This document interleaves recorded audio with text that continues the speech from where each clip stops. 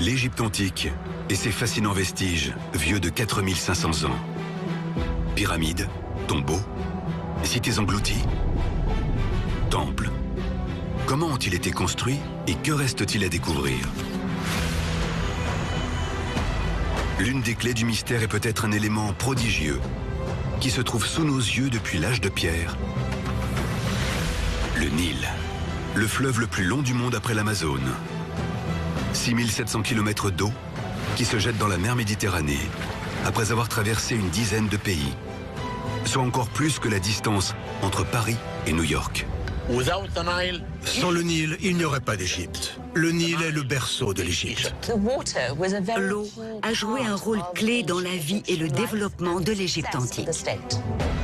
Dans cet épisode, nous verrons comment, depuis Assouan dans le sud de l'Égypte, les pharaons avaient appris à anticiper et à mesurer les incroyables crues du Nil. Ici, le fleuve fait son entrée en Égypte, et dans cette zone, il a peu bougé. Nous partirons à la découverte d'incroyables constructions pharaoniques immergées. On a vu des pierres. C'est un morceau de quai, j'en suis sûr. C'était le plus ancien port jamais construit au temps des pharaons. Nous allons tenter de comprendre comment le Nil, la plus ancienne route de l'histoire de l'humanité, a été utilisé comme une voie rapide par des milliers d'embarcations chargées de pierres et d'obélisques, dont certaines ont sans doute sombré dans le Nil. C'est d'une seule région, dans le sud de l'Égypte, que partaient toutes les pierres qui ont fait les merveilles de l'Égypte antique. Comment ces milliers de tonnes étaient-elles transportées grâce au Nil? Quelles incroyables mégastructures les anciens Égyptiens ont-ils mis en place pour acheminer ces blocs de pierre? Sans le Nil, ils auraient dû acheminer ces blocs par voie terrestre. Ça aurait été impossible. Grâce à des technologies de pointe de l'archéologie 2.0, nous scannerons le Nil depuis les airs, sur ses berges et dans les profondeurs du fleuve pour comprendre sa véritable fonction au sein de l'Égypte antique. Car les pharaons avaient fait du fleuve l'artère principale, le seul moyen possible pour transporter les millions de pierres nécessaires à la construction de leur royaume. Sans le Nil, nous n'aurions pas les constructions pharaoniques que l'on connaît.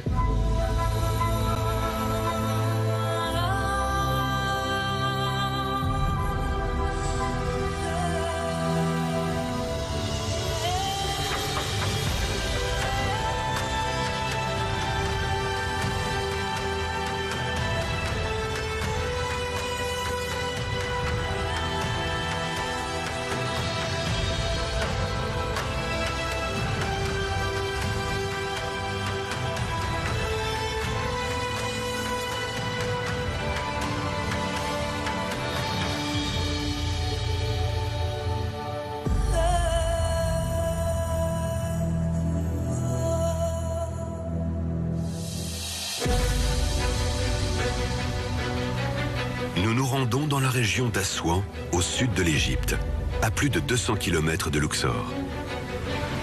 La brise du Nil gonfle les voiles des felouks, ces bateaux traditionnels, symboles de la navigation sur le fleuve sacré. La zone est située au niveau de la première cataracte, c'est-à-dire à l'endroit où le Nil s'élargit pour se resserrer très vite.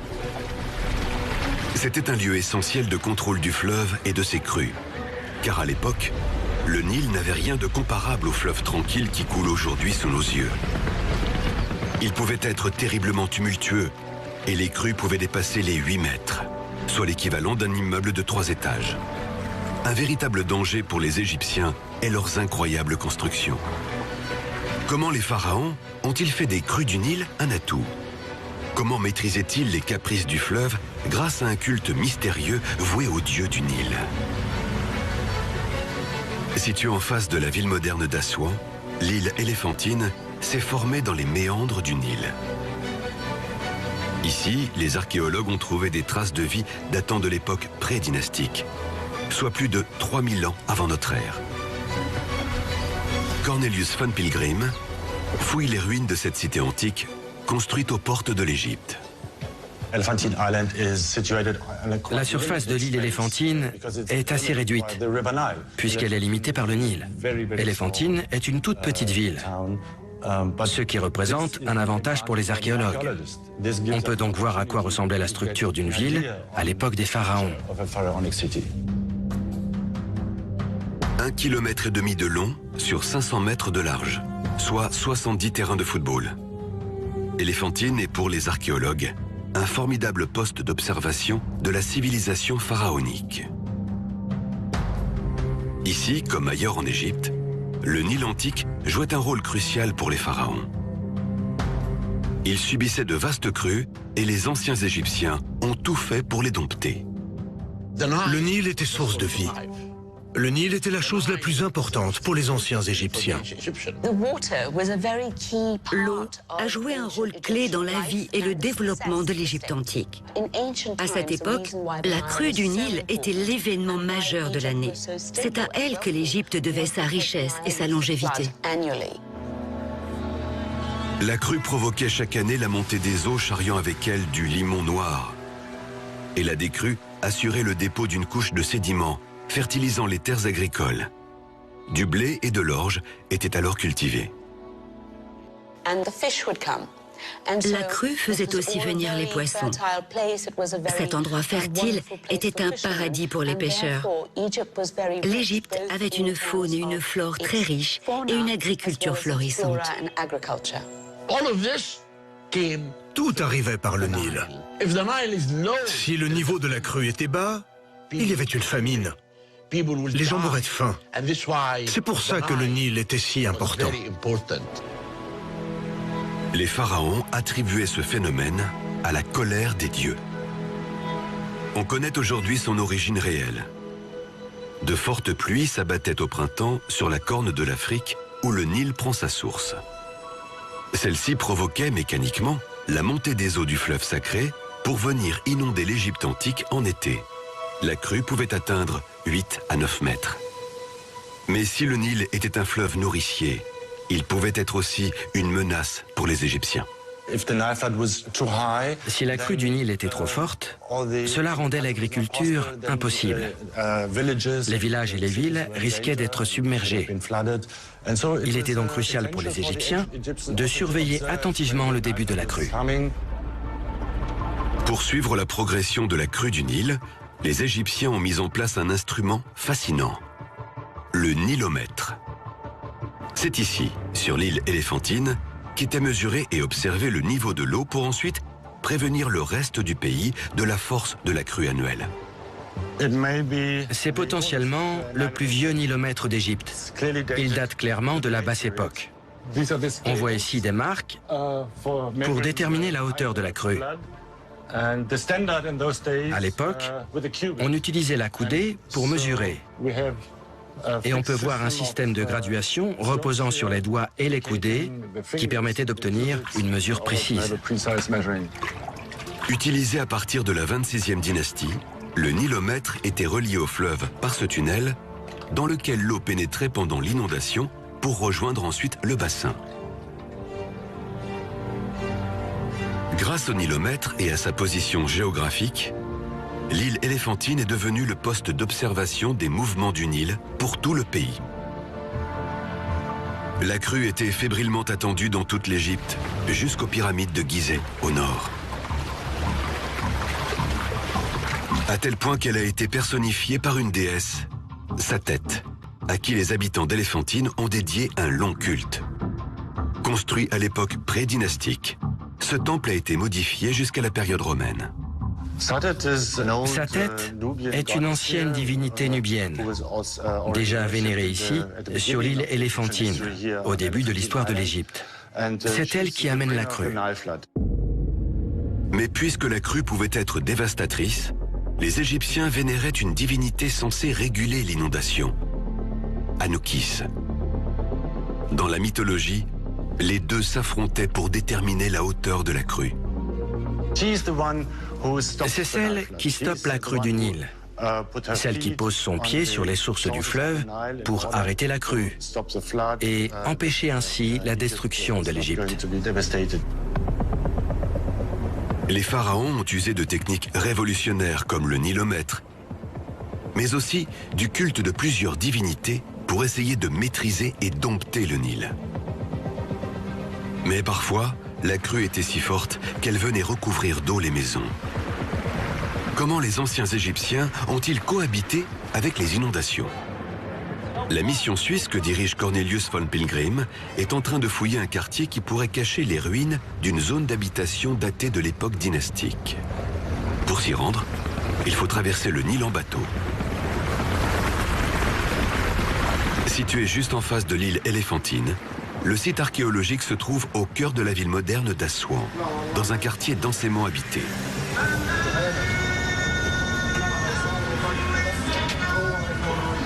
Ici, l'équipe de Wolfgang Müller pratique l'archéologie urbaine. Ils ont construit la voûte sur un mur plus ancien. C'est comme le pavage que tu vois là-bas. Sur le bord supérieur, on voit aussi le pavage. Comme je te l'avais dit, ce bâtiment peut très bien avoir été reconstruit. La cité d'Assouan est la ville la plus au sud de l'Égypte. Quelle était donc son importance pour les pharaons? Comment a-t-elle été construite sur les bords du Nil? Sur la rive est du fleuve, les archéologues sont en train de fouiller les décombres d'habitations. Ils datent du VIe siècle avant notre ère. Ces traces leur permettent de faire une découverte étonnante. On a des restes de briques d'argile complètement délavées, enfouies dans le sable. On voit clairement des sédiments déposés par le fleuve qui ont rempli les pièces quand la maison a été détruite. Par exemple, on voit que la porte a dû être remplacée et le seuil rehaussé. Entre l'ancien seuil et le nouveau seuil, il y a un écart d'1,50 m. Mais pourquoi ces vestiges sont-ils remplis de sédiments du Nil? Pourquoi ces maisons ont-elles été reconstruites à plusieurs reprises? Le Nil coule à environ 30 mètres d'ici, à l'ouest. Cette zone était donc régulièrement victime d'inondations parce qu'à la basse époque, les maisons dans ce secteur étaient construites à un niveau si bas qu'une crue normale pouvait les inonder. C'est pour cela qu'elles étaient détruites, reconstruites, puis réparées. Si le Nil engloutissait les habitations, pourquoi les Égyptiens reconstruisaient-ils toujours sur le même site? Les recherches archéologiques, conduites par Wolfgang Müller, permettent de comprendre que ce lieu était décisif pour les pharaons. Plus tard, au 5e siècle avant Jésus-Christ, à la 27e dynastie, les anciens Égyptiens ont construit une enceinte pour protéger la ville des inondations. Les habitants ont réagi face au danger que représentait le fleuve. L'enceinte a été bâtie de façon assez unique pour l'Égypte. Il s'agit d'un énorme mur, large de 11 mètres et haut de 10 mètres. Après sa construction, la crue n'a plus détruit Assouan et la ville a pu se développer. Les égyptologues pensent que se trouvait là un port et même un hub commercial. Car la ville d'Assouan et l'île Éléphantine, située juste en face, se trouvent au niveau de la première cataracte, cette barrière rocheuse qui ponctue le cours du Nil. Cette formation géologique rend la navigation difficile et de ce fait, la région est la frontière naturelle entre l'Égypte et la Nubie. C'était le point clé des échanges avec le Sud. D'ailleurs, dès l'Ancien Empire, les expéditions vers la Nubie partaient d'ici. Fortifiée au 4e millénaire avant notre ère, la cité servait de poste douanier. Sa particularité géologique et géomorphologique en fait une frontière naturelle. C'était la porte vers l'Afrique, la porte vers la Nubie, donc vers l'Afrique, vers d'autres cultures et d'autres peuples. C'est un des éléments centraux pour l'économie et les racines historiques d'Assouan et de l'île Éléphantine. Et puisque la voie fluviale était impraticable à cet endroit du fait de la géologie du Nil, les bateaux devaient donc être déchargés ici. Cette cataracte devait être contournée. Les hommes et les marchandises devaient quitter les bateaux et se diriger vers le nord ou vers le sud en empruntant la voie terrestre. Et Assouan est situé au début de cette voie terrestre. Quelle que soit l'époque, cet endroit a toujours été un poste stratégique. Voilà pourquoi, malgré les crues, les anciens Égyptiens reconstruisaient toujours ici. Dans la région d'Assouan, les pharaons nous ont laissé des traces des échanges commerciaux qui étaient organisés à travers le Nil. Un fleuve dont ils ont fini par se protéger grâce à la muraille qui encerclait la ville. Pour la bâtir, les pharaons n'ont pas dû aller très loin, car la zone est le lieu d'extraction de tous les matériaux nécessaires aux constructions incroyables de l'Égypte antique.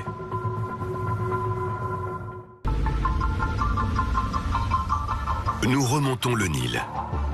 Nous poursuivons notre enquête à 70 km au nord d'Assouan. Ici se trouvent les plus importantes carrières d'Égypte, le Gebel El Silsilé. C'est de là que partaient toutes les pierres de construction des temples de Haute-Égypte, depuis Karnak jusqu'à Dendera ou encore Luxor.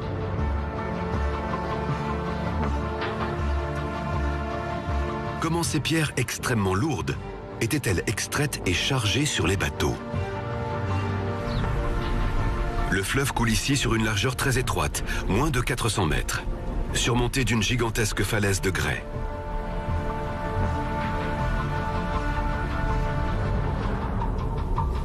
Maria Nilsson et son équipe fouillent les carrières de Silsilé depuis plus de 10 ans.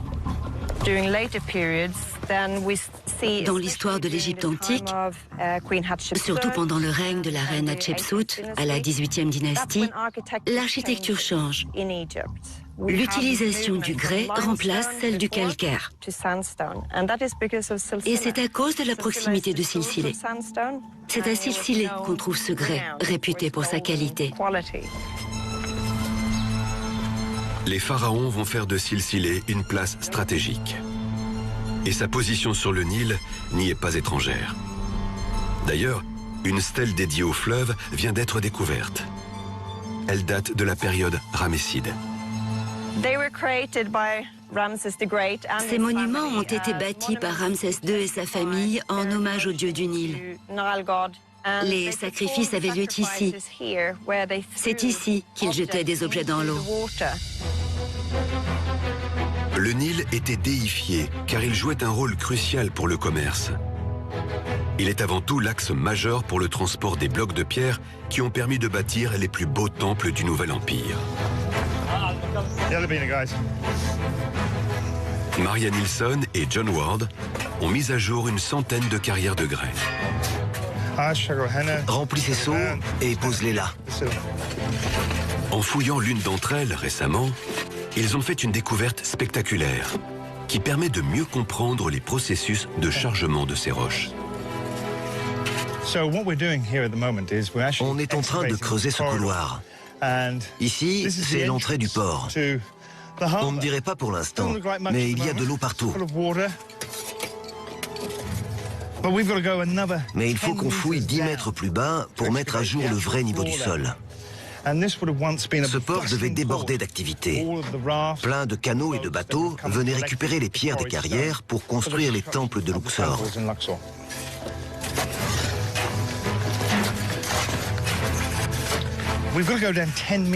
On doit creuser encore sur 10 mètres. Là, on se tient sur une couche de limon du Nil qui a été déposée par le fleuve pendant plus de 2000 ans. Au milieu des carrières de grès, John Ward est en train de déblayer les vestiges ensevelis d'un port qui permettait le chargement des pierres. Mais comment cet embarcadère fonctionnait-il? Le couloir était relié au Nil ici, par l'ouest. L'eau pénétrait par ce couloir et les bateaux qui tiraient les canaux portant les pierres entraient dans le port et s'amarraient au quai que l'on voit ici. Compte tenu de toutes les carrières qui existent aux alentours, c'est assez facile d'imaginer tous les blocs disposés sur les canaux quittant le port par la sortie. De grandes embarcations arrivaient du Nil, empruntaient ce couloir pour rejoindre un port en eau pleine, où elles étaient amarrées pour être chargées de blocs de grès avant de rejoindre le fleuve. Le Nil jouait un rôle crucial. C'était le seul moyen de transporter des pierres de carrière vers tous les sites de construction, à Luxor ou ailleurs. Sans le Nil, ils auraient dû acheminer ces blocs par voie terrestre. Cela aurait été impossible, étant donné la quantité de pierres extraites à Silsilé. Si les archéologues savent aujourd'hui que les matériaux étaient transportés à travers le Nil, c'est parce que les pharaons nous ont laissé des vestiges. Mais le chargement des pierres qui ont permis la construction des merveilles dynastiques questionne encore les scientifiques. Comment, avec les moyens de l'époque, les anciens Égyptiens ont-ils pu charger des centaines de tonnes sur les embarcations? Des indices pourraient être engloutis sous l'eau. Exceptionnellement, une équipe de plongeurs du département central des antiquités sous-marines va fouiller les berges du fleuve au pied des carrières de Silsilé. Donc, on va plonger ici. Attention, il y a du courant. On va suivre comme ça tout du long. On filme, on nettoie, on documente tout ce qu'on voit. Il faut rester ensemble, le courant est vraiment très fort.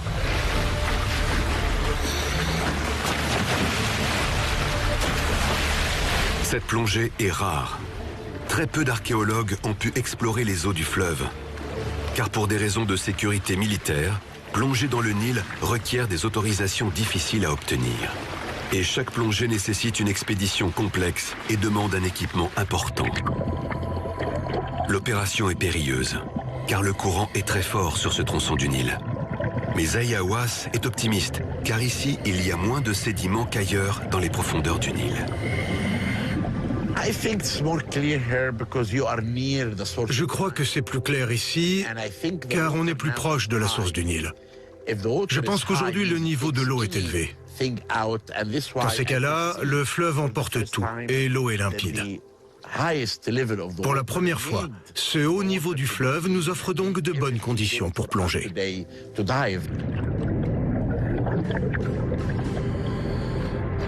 Les plongeurs descendent à 7 mètres. Après seulement quelques minutes, Ihab Fahmy repère des artefacts, des tessons de jarre. Cette découverte prouve que des embarcations sont passées par là, et certaines ont peut-être même sombré dans le Nil. Mais le courant repousse les plongeurs et fait bouger les sédiments. Leur visibilité est de plus en plus réduite. Ils sont obligés de remonter à la surface.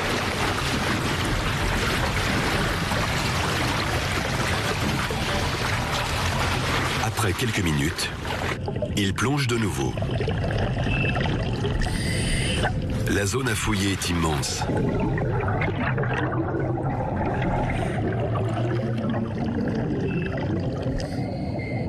Et cette fois, surprise. C'est ici que notre enquête rebondit. Les plongeurs découvrent les traces d'un bloc de pierre. Ils le détaillent et en prennent la mesure.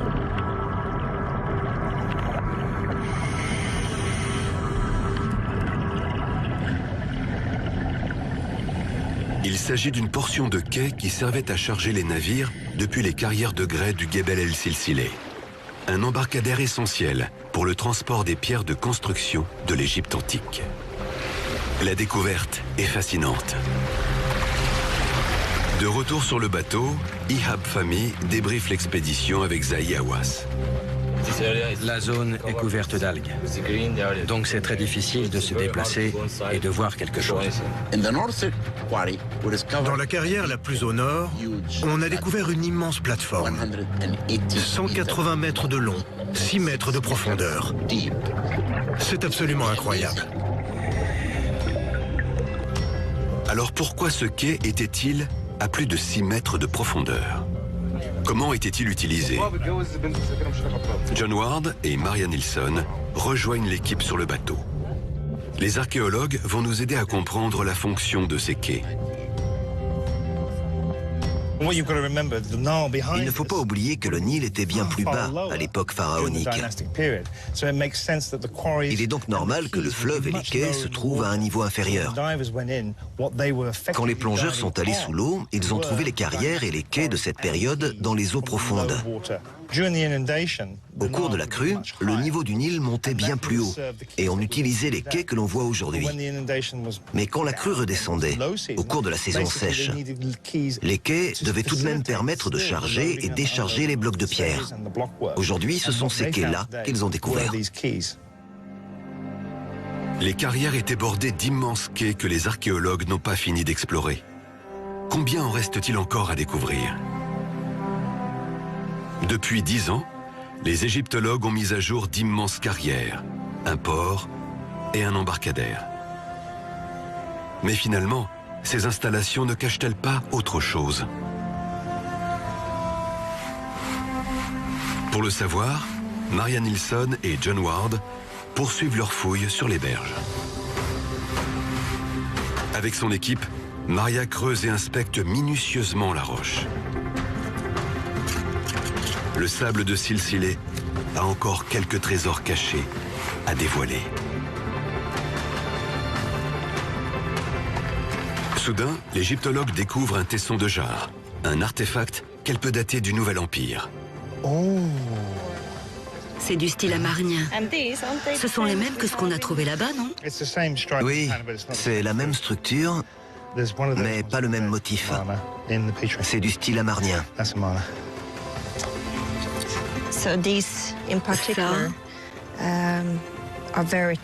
C'est typique du style de la période d'Amenhotep III et de l'art amarnien. Mais à quoi pouvaient servir ces jarres au bord du Nil? Qu'est-ce que cette fouille nous permet de comprendre de l'usage qui était fait des carrières de Silsilé? En étudiant les différents vestiges, Maria et John vont faire le lien entre leurs récentes découvertes. Ce que l'on a découvert ici est similaire à ce qui existait au cours de la 18e et 19e dynastie, c'est-à-dire la période du Nouvel Empire. Et cet endroit est relié au port. Oui, évidemment. On peut penser que quand les bateaux arrivaient dans le port, c'est ici qu'ils s'arrêtaient en premier pour que les marins aillent manger. Oui, je vois. Pour se désaltérer. Oui.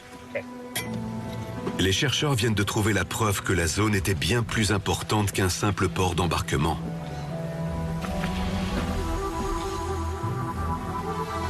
Au Nouvel Empire, le site de Silsilé est devenu un véritable village, avec son restaurant qui se trouvait aux abords du port mis à jour par John. Ces découvertes remettent en question ce que les égyptologues connaissaient jusqu'alors de Silsilé. Maria et John viennent de découvrir que le site accueillait non seulement les ouvriers de l'extraction, mais également bien d'autres personnalités. La combinaison des éléments du site que l'on fouille, du port derrière nous, des inscriptions et des monuments que l'on voit suggèrent qu'il n'y avait pas que des travailleurs ici, mais aussi des architectes, des vizirs, des nobles de l'entourage des pharaons. Ils étaient là et ont pris part à cet essor qui a changé l'histoire de l'Égypte. Les vizirs et les architectes des cours dynastiques se rendaient à Silsilé. Ils contrôlaient l'état des commandes et s'assuraient que les chargements de blocs de grès arriveraient dans les temps pour la construction des temples. Organisé autour du Nil, Silsilé était un véritable épicentre pour les pharaons bâtisseurs, une zone d'activité intense en plein désert. De la région partaient les pierres qui étaient utilisées dans toute l'Égypte. Les carrières se sont développées très tôt, car les Égyptiens de l'Antiquité croyaient en la vie après la mort. Et il leur fallait construire des tombes de granit. Lors de la période pharaonique, Assouan s'est développée puisqu'elle produisait beaucoup de granit. Le granit est une pierre très importante car elle est très solide et ne s'abîme pas avec le temps. C'est une pierre dure à extraire avec laquelle on peut construire des statues, des stèles, des sarcophages et des obélisques. L'égyptologue Adel Kelani fouille les carrières des pharaons où était prélevée la pierre de granit rose. À Assouan, celle-ci abrite un obélisque exceptionnel, un précieux vestige, l'obélisque inachevé. L'obélisque inachevé d'Assouan nous permet de prendre la mesure des opérations gigantesques qui étaient organisées pour acheminer les blocs à travers la grande route des pharaons, le Nil. On est sur le site de l'obélisque inachevé, une des carrières les plus importantes de l'Égypte antique. Pendant le Nouvel Empire, l'ordre a été donné de tailler un grand obélisque ici. Les ouvriers ont poursuivi ce travail jusqu'à l'apparition de fissures et de cassures sur cet obélisque. Il s'agit d'un énorme monolithe qui s'est fissuré au moment de l'extraction du bloc de la roche-mère. Il a été abandonné en cours de taille par les carriers, il y a près de 3500 ans. Ils ont dû s'arrêter et abandonner l'obélisque sur place. Pour nous, c'est une aubaine, une preuve unique des techniques d'extraction de l'Égypte antique. C'est la plus grande pierre jamais travaillée par les Égyptiens. L'obélisque inachevé d'Assouan mesure 42 mètres de long, soit près de 2 fois la taille de l'obélisque de la Concorde à Paris. En Égypte, pour retrouver un obélisque semblable terminé, il faut aller à 200 km au nord, dans la ville de Luxor. Ce dernier a pu parcourir tout le trajet sur le Nil. Il a été érigé ici sur le majestueux site de Karnak. Le monolithe de 325 tonnes a été commandé par la reine Hatshepsut, 1500 ans avant notre ère, pour le clergé de Karnak. Son étude nous révèle quelques secrets sur le transport des obélisques depuis les carrières. On a un texte qui date du règne du père d'Hatshepsut, Thoutmôsis Ier, qui décrit le transport d'obélisques au moyen d'une barge. On a une barge longue d'une 60aine de mètres et large d'une 20aine. C'était vraiment d'énormes radeaux construits au moyen d'énormes traverses de planches très épaisses. Les égyptologues ont donc mis à jour une étape importante du transport des obélisques. On sait que le Nil était le pivot de l'acheminement des blocs depuis les carrières vers les temples. Mais il reste néanmoins une énigme. Comment les blocs de granit, lourds de plusieurs dizaines de tonnes, rejoignaient-ils les quais pour être embarqués sur les bateaux qui descendaient le Nil? Il existe un document, le papyrus Anastasie I, qui décrit un problème mathématique. Et ce problème décrit en fait l'extraction d'un immense obélisque au haut d'une 60aine de mètres et près de 3000 tonnes. Donc cet immense obélisque devait être tracté par une troupe de soldats, par une troupe d'ouvriers. Et la question du problème, c'est de déterminer le nombre d'hommes nécessaires à la traction. Mais on n'a pas la réponse du problème. Allez les gars, venez tous. C'est l'indice qui manque à notre enquête sur la grande route des pharaons, le Nil. Nous retrouvons l'égyptologue Adel Kelani. Il nous conduit dans une carrière d'Assouan. Pour percer ce mystère, il nous propose de faire une expérience. Il a voulu reproduire à l'échelle 1 sur 100 les conditions de transport d'un bloc de pierre depuis la carrière vers le bateau. Il faut donc s'imaginer une pierre 100 fois plus lourde que celle-ci. Vous voyez, on a préparé la rampe pour mener notre expérience. On a taillé le bloc. Ce bloc pèse 3 tonnes. C'est très lourd. On fait un rail comme cela, avec du bois et des cylindres, pour essayer de voir comment cette technique fonctionne. On a des preuves montrant que les Égyptiens l'utilisaient. Mais on doit faire l'expérience pour prouver ou réfuter cette idée.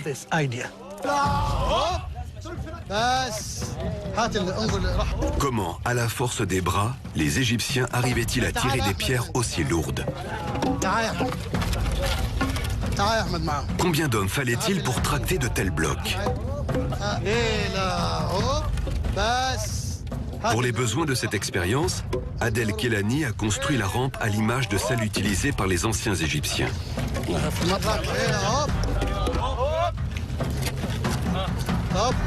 L'expérience est délicate. Si le bloc sort de la rampe, il sera difficile de le replacer. Il faut faire très attention, car si les cylindres que l'on utilise ne sont pas bien orientés, cela conduira le bloc dans la mauvaise direction.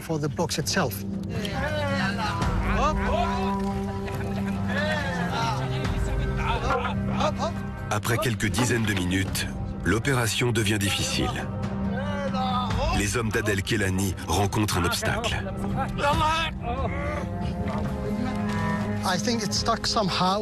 Je crois que le bloc s'est coincé, bloqué par des éclats de pierre, et aussi à cause du sol. Les Égyptiens utilisaient des traîneaux et parfois transportaient les blocs sans rien. Si vous avez une pierre qui n'est pas lisse, les cylindres peuvent se bloquer, surtout s'il y a des morceaux de granit cassés. Je pense que c'est ce qui se passe ici.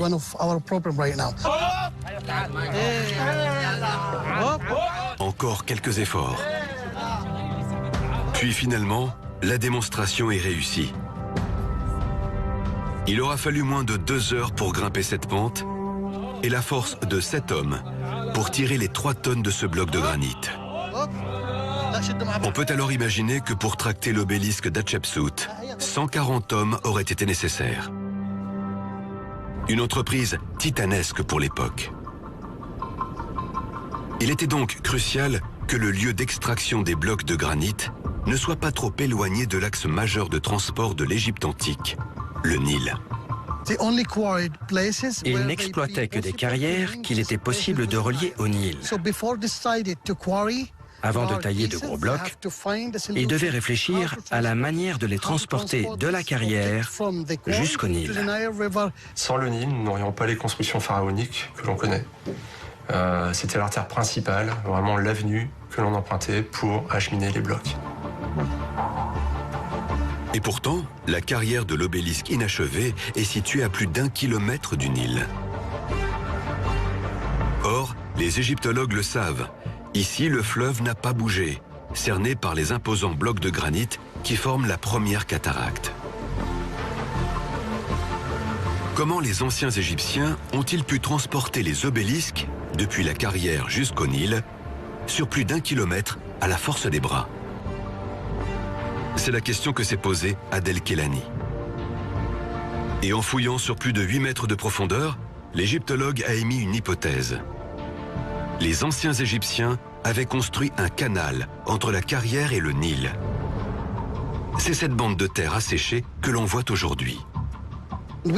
On a trouvé des traces prouvant que le fond de ce canal est plein de sédiments du Nil.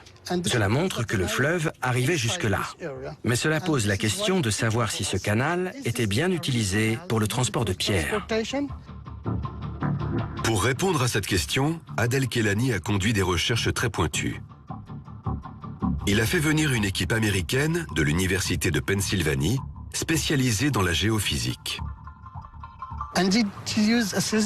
Ils ont utilisé l'imagerie sismique pour étudier le type de pente et découvrir comment le canal a été découpé et la forme qu'il avait. On a réussi à le suivre. Ça nous a donné la forme du canal, sa profondeur, entre 2,50 m et 3 mètres, et sa largeur, entre 15 et 20 mètres. Adel Kelani en a donc la preuve. Un canal a été creusé par les pharaons, dans la roche, pour relier la carrière au Nil. Mais comment ce canal aujourd'hui asséché est-il devenu navigable?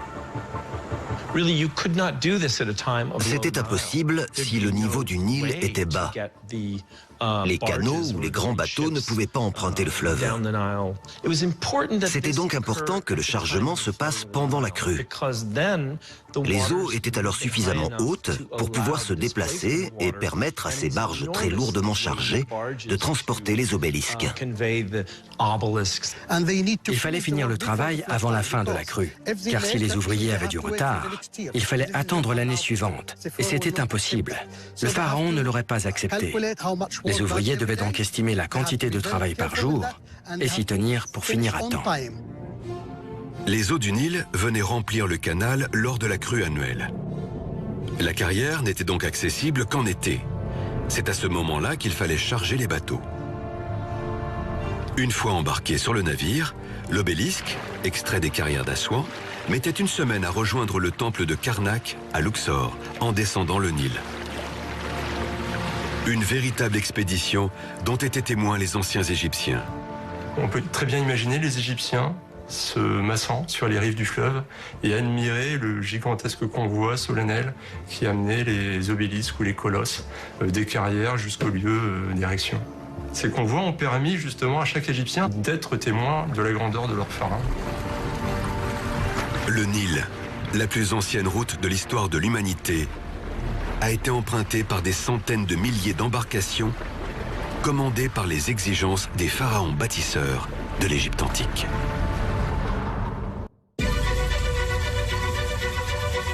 Notre voyage sur les traces de la plus grande route des pharaons se poursuit à 40 km au nord d'Assouan. Là se trouve un temple extraordinaire, érigé directement au bord de l'eau, le temple de Komombo, dédié aux crocodiles. Les scientifiques en ont trouvé des traces momifiées. Les pharaons en ont fait un dieu très populaire, Sobek. Pourquoi ces animaux du Nil étaient-ils si importants? Que nous révèlent les nouveaux outils de l'archéologie sur cet étrange temple? Le site de Komombo n'a pas été choisi au hasard par les pharaons. Il présente un intérêt tactique. La colline domine le Nil, depuis lequel partaient les expéditions vers les mines d'or, situées plus au sud, en Nubie. Komombo signifie la montagne dorée, ou le village doré, en raison de toutes les mines qui ont été découvertes en Nubie, près de Komombo, lors de la période pharaonique. La Nubie a très tôt attiré la convoitise des pharaons pour ses richesses naturelles et surtout pour son or, avec lequel ils ornaient les masques et les bijoux qu'ils laissaient auprès des morts dans les tombes. On a des preuves qui montrent que la richesse de la tombe de Toutankhamon provenait des mines d'or de Nubie. Il y avait beaucoup de routes entre Komombo et la Nubie. Les pharaons ont tout fait pour sécuriser les approvisionnements du pays en matières précieuses et protéger les opérations commerciales qui partaient de Komombo à travers le fleuve. Le temple a connu plusieurs phases de construction. La partie la plus sacrée a été bâtie sous Ptolémée VI. Ce grès provient de Silsileh, à 20 km au nord de Komombo. C'est la meilleure qualité de grès de toute l'Égypte. Mais depuis, de nombreuses rénovations ont été nécessaires, car le site a été détruit à 80% par les eaux du Nil. Le temple était très proche du Nil à une certaine époque. C'est pour ça que la crue du fleuve a détruit une grande partie du temple. Une partie du temple se trouverait aujourd'hui sous l'eau. Mais le sanctuaire a pu être préservé de l'inondation. Quels secrets épargnés par le Nil peuvent être encore lisibles sur les murs de ce temple? Peuvent-ils nous révéler de nouveaux indices sur les rapports des Égyptiens au fleuve sacré? Pour mieux comprendre comment fonctionnait ce temple érigé au bord du Nil, sur la route de l'or, nous avons eu recours à une technologie 2.0 de l'archéologie, la photogrammétrie. Alban Brice-Pimpeau est venu depuis la France pour numériser le saint des saints de ce lieu majestueux. Il installe 2 appareils photo sur une perche. Il balaie le site et minutieusement, il photographie tous les murs. Tous les détails sont passés au crible. On est vraiment dans la partie du sanctuaire, la partie la plus sacrée finalement du temple. Et du coup, une archéologue architecte m'a demandé de faire un relevé photogrammétrique de l'ensemble de ces structures, notamment avec les bas-reliefs. Et donc je suis en train de finir de faire la numérisation avec cet outil photogrammétrique.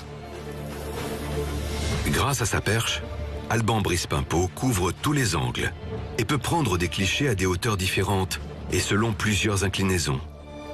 Cela lui permet de produire une quantité d'informations considérable. Une fois qu'on a réalisé la campagne photogrammétrique, on se retrouve avec des milliers de photos et on va alimenter un logiciel de photogrammétrie qui va traiter à la chaîne toutes ces photos et trouver les éléments remarquables d'une photo à l'autre et réaliser des triangulations. Et c'est cet ensemble de triangulations réalisé de manière automatique qui va nous permettre de produire un modèle 3D de l'édifice. Cet outil nous permet finalement de pouvoir saisir un instantané, une image à un instant donné, du site archéologique sur lequel on est en train de travailler. Donc ça fige un peu ce monument. Quelques mois plus tard, La photogrammétrie va nous permettre de déceler les mystères de la construction de ce temple. Pour cela, nous avons demandé à Aurélie Terrier, qui est architecte archéologue, de nous décrypter la partie de ce monument que nous avons numérisé. Ce qui est intéressant avec cette photogrammétrie, c'est que comme le temple est en partie détruit, on a accès à des informations qu'on n'aurait pas forcément eu autrement sur les aspects constructifs en fait du temple. Donc ce qu'on voit à l'écran, c'est le sanctuaire de Bark du dieu Sobek, le sanctuaire de Bark du dieu Haroëris à droite, au nord. Entre les deux, nous avons ce mur de séparation, évidé en son centre. La chercheuse attire notre attention sur un renfoncement dans le mur. C'est en réalité une crypte secrète, masquée dans l'épaisseur de la cloison. Elle protégeait des objets de la crue du Nil. Mais lesquels ? C'est des espaces voués à être dissimulés, cachés. Donc il n'y avait vraiment que les prêtres qui avaient accès à ces zones-là, pour cacher les objets liturgiques sacrés et pour empêcher aussi les vols et les pillages. Cette cachette, à l'abri des inondations du fleuve, permettait de stocker les objets sacrés qui servaient à honorer le dieu du Nil, le responsable de la crue, le fameux dieu crocodile, Sobek. Pour les Égyptiens, les dieux s'incarnaient dans toutes sortes d'animaux. Et le crocodile était particulièrement important, surtout au cours du Moyen Empire. Le dieu Sobek avait une tête de crocodile. On pouvait aussi le voir représenté comme un simple crocodile sans aucun élément humain. Sobek était aussi associé au soleil, au Nil, aux inondations, aux crues et à la fertilité. Que représente donc ce symbole qu'est le crocodile du Nil? Pourquoi Sobek était-il si vénéré? Il y a un lien avec le soleil. On imagine le crocodile sur les berges, se prélassant au soleil, scintillant à la lumière. Il donne l'impression d'être en or. Puis le crocodile plonge et reste dans les profondeurs, comme le soleil qui disparaît dans le noir pour renaître ensuite. C'est pareil pour le crocodile. Il peut plonger, rester sous l'eau et ressortir comme ressuscité. Il suit en quelque sorte le cycle solaire.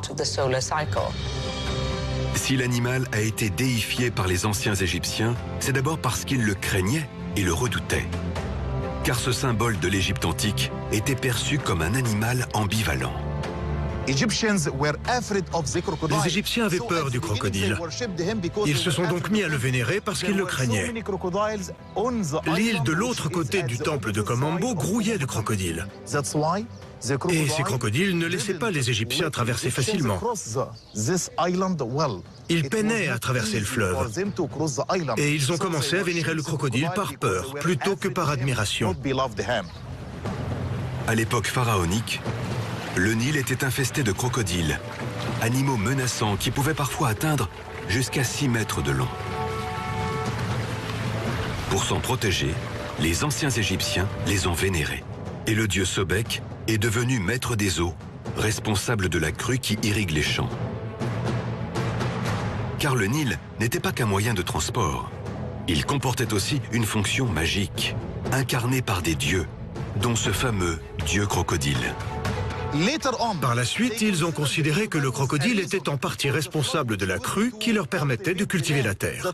C'est pour cela que Sobek, en égyptien antique, signifie « celui qui féconde la femme ». Il est associé à la fertilité. Fertilité de la terre, mais aussi des êtres humains.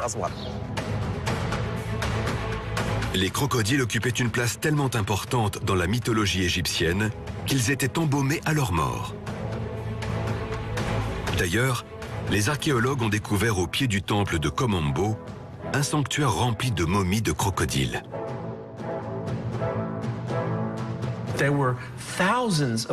Il y avait des milliers de momies de crocodiles, probablement conservées autour du temple. C'étaient des animaux qui vivaient dans des bassins. Quand ils mouraient ou étaient tués, leur momie était offerte au dieu Sobek.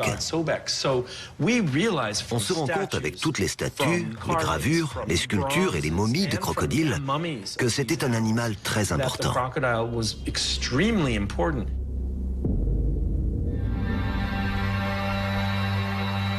Mais les pharaons n'avaient pas tout prévu. Le Nil aurait pu engloutir des merveilles finalement sauvées de l'immersion par l'homme moderne.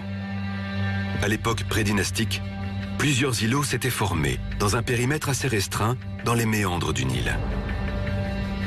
À quelques encablures de l'île Éléphantine, notre expédition nous conduit finalement à la découverte d'un dernier trésor archéologique, l'île de Philae. L'île originelle est aujourd'hui immergée, mais le temple qu'elle abritait a été sauvé des eaux lors d'une opération spectaculaire. Le temple d'Isis, l'un des mieux conservés de l'Égypte antique, a été construit au IVe siècle avant notre ère par l'un des derniers pharaons égyptiens, Nectanebo Ier. Il a été démonté pierre par pierre et reconstruit sur un nouveau site à l'abri de l'eau 300 mètres plus haut.